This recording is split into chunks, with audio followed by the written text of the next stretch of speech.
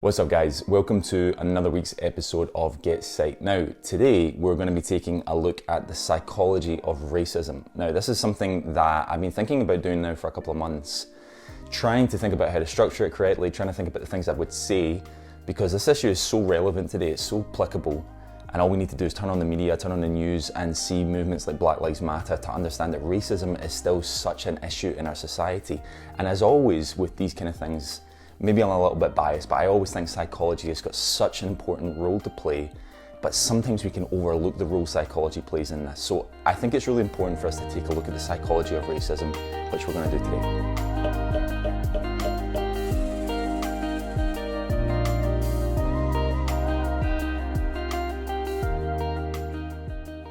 I want to put a little bit of a disclaimer in today. I'm of course not going to be able to look at everything that psychology has to say about racism. I'm going to look at a couple of theories, a couple of pieces of research that I think are applicable. But I also want to make it clear that under no circumstances am I justifying anything to do with racism.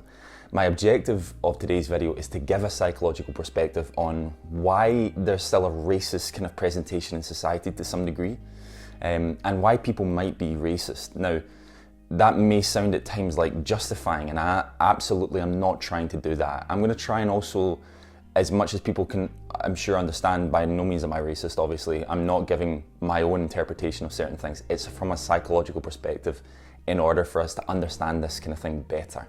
I hope that disclaimer makes sense.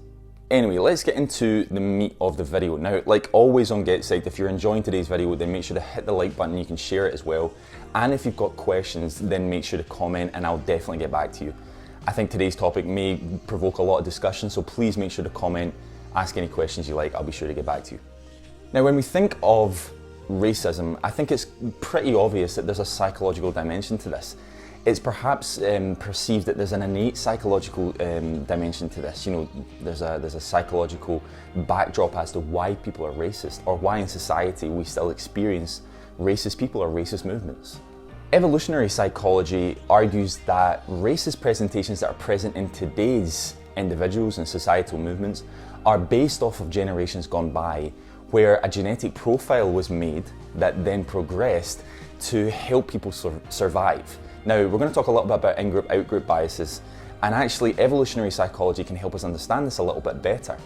If we have an in-group and we have a limited number of resources and every group is out for those resources, there's many different groups, there's going to be a need to identify heavily with your group, to align with your group in order to strengthen your status, in order to strengthen your profile or your position, in order to obtain those limited resources. Now, often what can happen is membership of that group is associated with the cohesion of the group, but also the denouncement of other group members. So in many ways, the denouncement of other groups and other group members allows for the cohesiveness of that group to develop. And actually the strength and the cohesiveness of that group is integral to be able to gain those resources that are limited and that everybody's out for.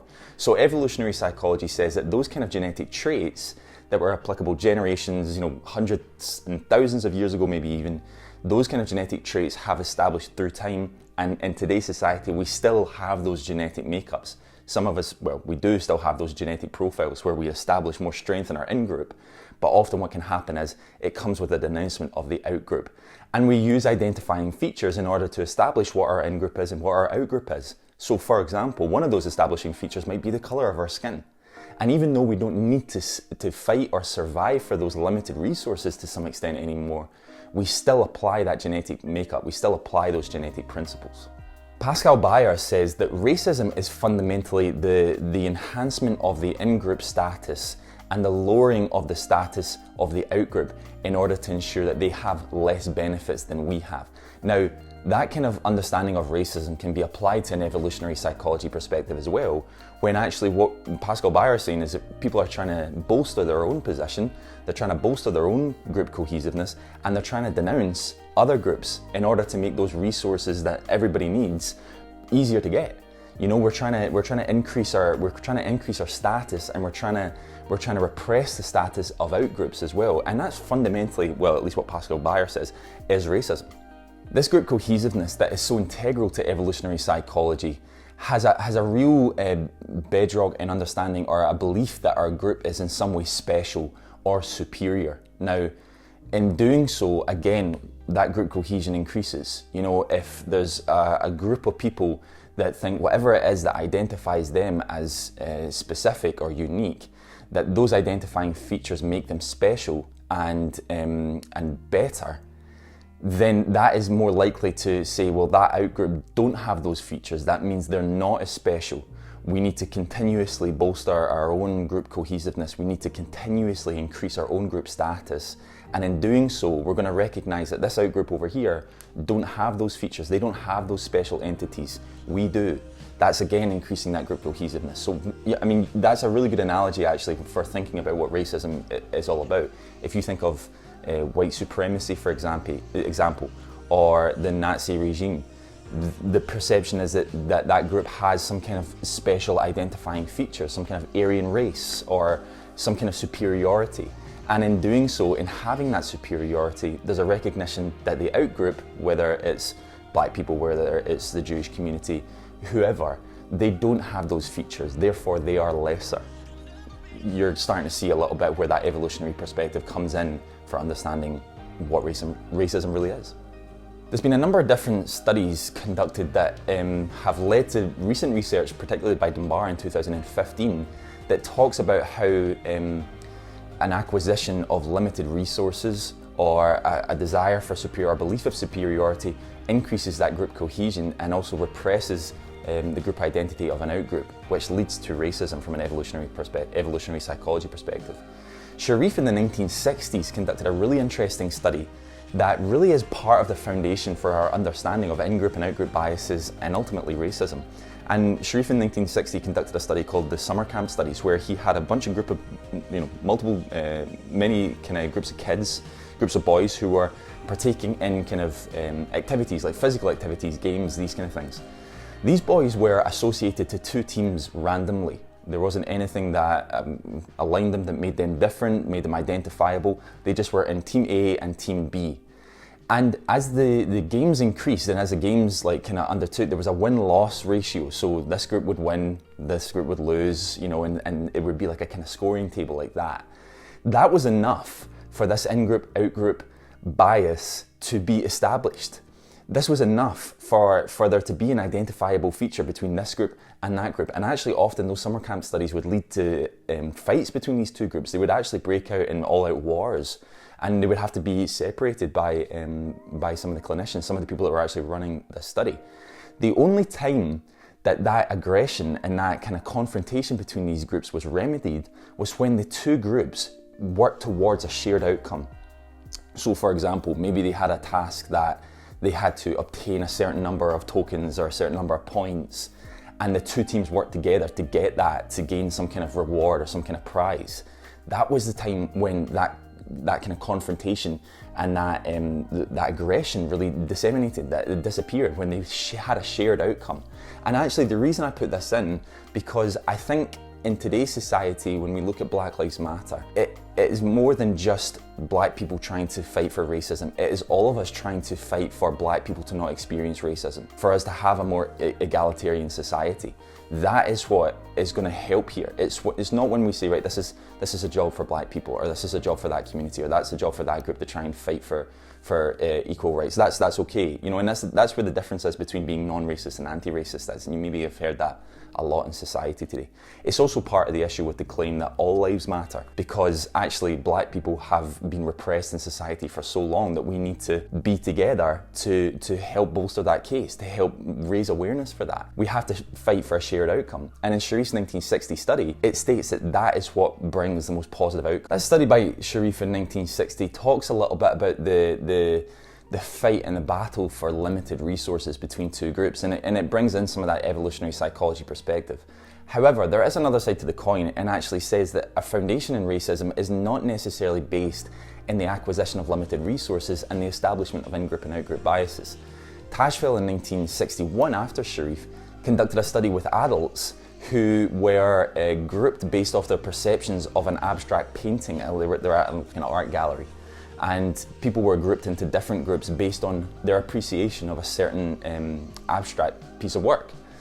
Those two groups were then conducted in different studies and showed that actually there was real conflict between those groups, just because of their perception. So actually, the evolutionary psychology perspective might not be totally accurate in saying that racism is all about a genetic makeup or a genetic profile that has come through thousands of years of genetic backdrop, where people have just been fighting for limited resources and there was an establishment of different groups.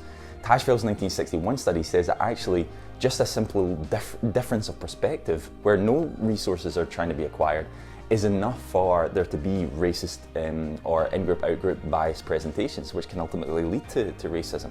So there's a little bit of criticism of the evolutionary psychology makeup here. Also, we can bring in some kind of criticism of the evolutionary psychology perspective via anthropologists who have studied hunter-gatherer tribes and have shown very limited evidence of there being real distinction between in-groups and out-groups.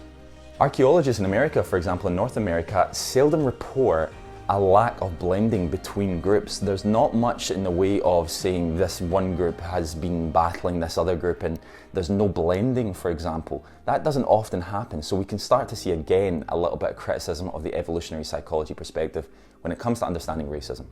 The other perspective when it comes to psychology that I wanted to look at kind of goes against that evolutionary perspective and says that actually this is a psychological innate trait, and much of people's racist presentation in society today has to do with anxiety and it has to do with insecurity.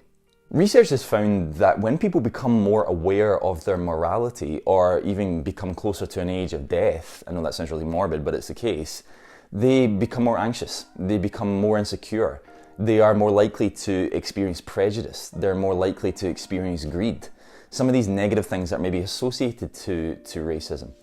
Ultimately, what might happen is that when that insecurity comes due to the realization of someone's mortality, they are also more likely to align with cultural expectations. They're more likely to align with ethnic group identities.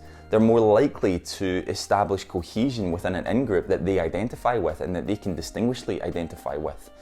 And with that comes an oppression sometimes. I'm saying sometimes, of course.